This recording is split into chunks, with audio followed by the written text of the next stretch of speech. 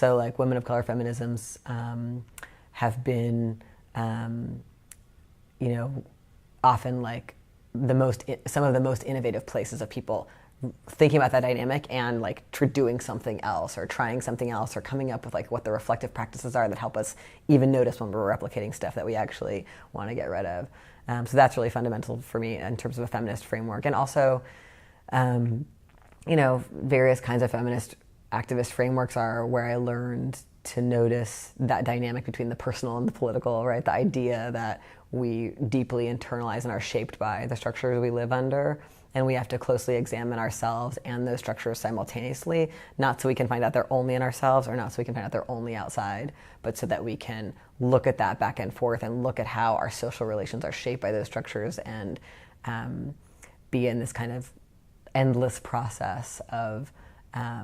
reflection, critique, experimentation, reflection, noticing again that we're doing things that are not aligned with our values, but that we've been shaped to do, and working together to come up with other ways of doing them, and like finding ways to do that with like compassion and care are, I think, feminist values that are pretty central to what I believe in and like what I think the communities I work in are trying to do. The systems we're trying to dismantle and replace are organized by hierarchy, and those hierarchies are very much about like racialized and gendered norms, and also just the fundamental idea that things should be organized hierarchically, like that there should be a boss, that there should be centralized decision making, that somebody knows better than somebody else, that somebody has the right training or they're superior because of their race or gender. All of that, those kind of organizing principles are what we're trying to take apart. I think a key moment when I was developing the path that I'm on now in terms of these kinds of questions and this kind of activism was that when I was in my late teens and early 20s, I lived in New York City, and it was the mid-1990s, and Rudolph Giuliani was the mayor of New York City, and at the same time, like, Bill Clinton was president, and I was part of queer worlds and, worked at a gay bookstore and a gay bar and was really into, like, that as my subculture, and I wanted to see change and liberation for gay people, and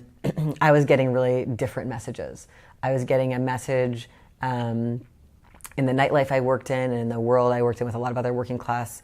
queer and trans people about like the fight against Giuliani and the ways he was targeting sex workers and drug users and cab drivers and street vendors and gay bars. And I was kind of seeing this very like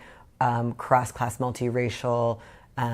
opposition to his policing and his anti-welfare politics. And that was one politics that I was really involved in. And then I also would do these internships because I was in college at these big gay organizations, and they were all really interested in gay marriage. And they weren't fighting what I thought were the key federal issues they should be fighting, which were the welfare reform that was happening and the immigration reform that were happening under Clinton. And both of those things are like close to my heart as a person who'd grown up on welfare and whose parents were immigrants. And so I was like,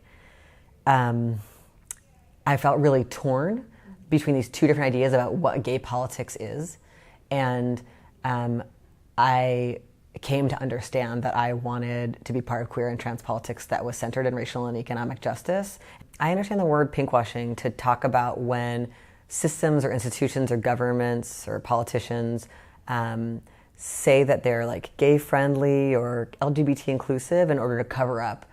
like the brutal violence of what they're actually doing and to try to like distract people who are criticizing them for that violence. So the term initially really emerges out of the context of Palestinian resistance to Israeli colonization, where the Israeli government developed a PR strategy that's called Brand Israel, where they decided to try to market the image of the country Israel in ways that would help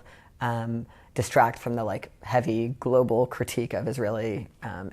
colonialism and violence against Palestinians and violation of international law and all of that stuff. And so they marketed the country in numerous ways, but one of them is that it's like a diverse place and that it's a LGBT friendly place. And they market it as a gay tourism destination, and they market their military as liberatory because it includes LGBT people. For us as feminist researchers and activists,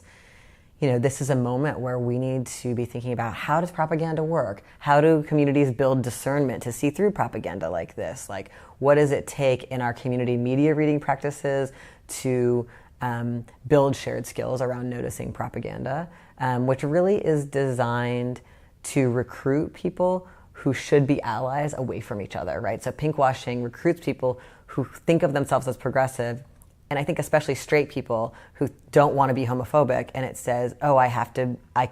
should like the Israeli military, or I should like the NYPD because they've got a rainbow flag on something. Like, it really moves people away from what their actual principles are and what they're trying to do and who they're trying to ally with, and tells people that this system or institution is like good for gay people when actually it's not. It's good for like the military or the government it's serving.